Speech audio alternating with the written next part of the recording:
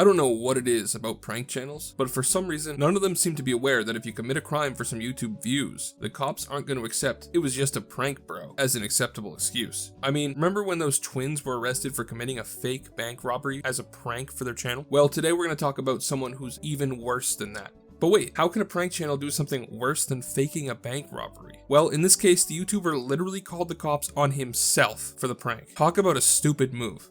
We are of course talking about the YouTuber King Sid, who is now accused of and facing charges for misuse of the 911 system. For some reason, King Sid hasn't even taken the video down at the time of recording this. It's still up on the channel and titled "Coke Prank on Aggressive Cops." The prank that he was pulling was basically to get the cops to come and to tell the cops that they had coke in the car so that the cops would react and search his car looking for illegal substances, but only find the soda Coca-Cola. I know. Real great to see that their sense of humor never changed after they got out of 4th grade. Luckily, I think that the jail's TVs might just get Nickelodeon, so at least he'll have something mental age appropriate to watch while he's in there. But that aside, he was trying to replicate a video made by the channel Nelk a while back where they did the same thing. Crucially though, when Nelk pulled this prank, they didn't call the cops on themselves and waste 911 resources. Also, just from the title of this video, where King Sid says aggressive cops, we can pretty much figure out what his goal was here. He wanted to catch some cops doing some sketchy shit and being aggressive, rude, threatening, or some other negative thing. Which, I mean, I really shouldn't have to mention this, but don't you think it's self-evident that you shouldn't antagonize police? It's not just dangerous for you, it's dangerous for the police, it's dangerous for everybody in the immediate vicinity. Luckily though, in the video, we pretty much see the opposite of the title. The cops are actually all pretty calm and collected and they act professionally. Realistically, they all handled it really well, and without the aggressive and violent response that it seems King Sid was looking for. And well, you might be like, okay, that's pretty bad, but that's even before you realize that not only did he film all of this stuff, it seems like he didn't even edit out the parts where he basically incriminates himself and his friends. I mean, here's a clip from his video, which he posted publicly on his channel, of them making the fake 911 call that he's accused of making.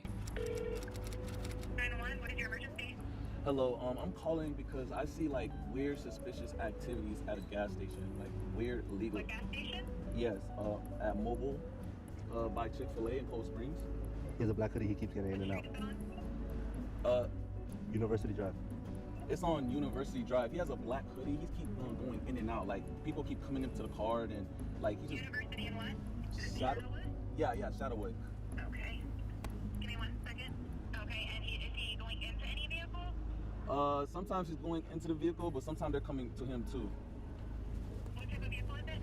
He has like orange Benz, I think. What type of vehicle is it? Is it like a sedan, an SUV? It's like it's like an SUV type of car. It's orange.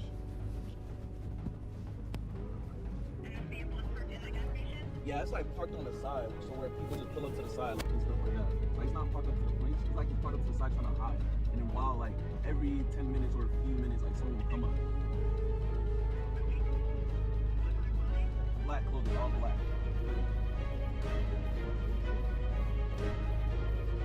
So yeah, maybe he didn't know that calling the 911 system is a crime, but I really don't know how that's even possible. It's pretty much common sense, right? Everybody learns that in grade school. And you're telling me that not one of the many friends who were with him on that day told him that maybe he shouldn't publicly post evidence that will be used against him for YouTube views? I mean, the video did pretty well, I'll give him that. It's got over 800k views so far, with more rolling in. But lawyers are expensive, and man, I really doubt you're gonna make enough off this video to cover whatever legal costs you might find yourself with now. Especially since misuse of the 911 system is a felony charge. So if he does get convicted, his life is essentially over. And honestly, good on the cops for pressing charges against this guy. I have a favorite saying. It's fuck around and find out. And King Sid definitely fucked around, and now it's time for him to find out. I mean, the chief of police from Cold Springs, where the prank call took place, went ahead and literally made his own commentary video calling out King Sid's behavior and pointing out the negative impact it had. He even goes all in and talks about how King Sid delayed officer response to 7 different 911 calls, which may not sound like many calls, but you have to remember that on the other end of every single one of those 7 calls was a human being who was actually in need of help and not just filming for a prank. But you don't have to take it from me, take it from Police Chief Perry of Coral Springs. On February 3rd, the Coral Springs Police Department arrested Jason Sid and charged him for a felony for misuse of a 911 system. 911, what is your emergency? On January 27th, 2022, Jason Sid directed an accomplice to make a 911 call to report fictitious activity. This was all part of a recorded prank that Jason Sid entitled Coke Prank on Aggressive Cops. Jason Sid did this in the hopes of showing how overly aggressive police officers are when they respond to these calls.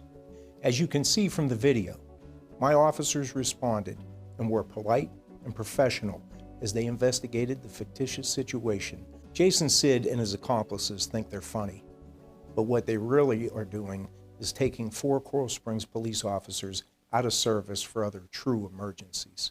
Our investigation revealed that 7 emergency calls for services were delayed because of this fictitious call orchestrated by Jason Sid. This prank by Jason Sid and his accomplices is no laughing matter.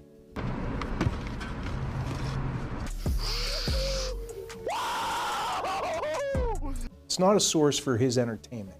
It's a crime. I have a message for Jason Sid and anyone who misuses our 911 system and our law enforcement resources. Not in Coral Springs, because in our city, we believe in accountability. Anyone who interrupts the important public safety services we provide to our community will be held accountable and charged accordingly. Our goal is to keep our citizens safe. Our citizens help us with that endeavor, and we appreciate your continued support. As you can see, the joke's on him.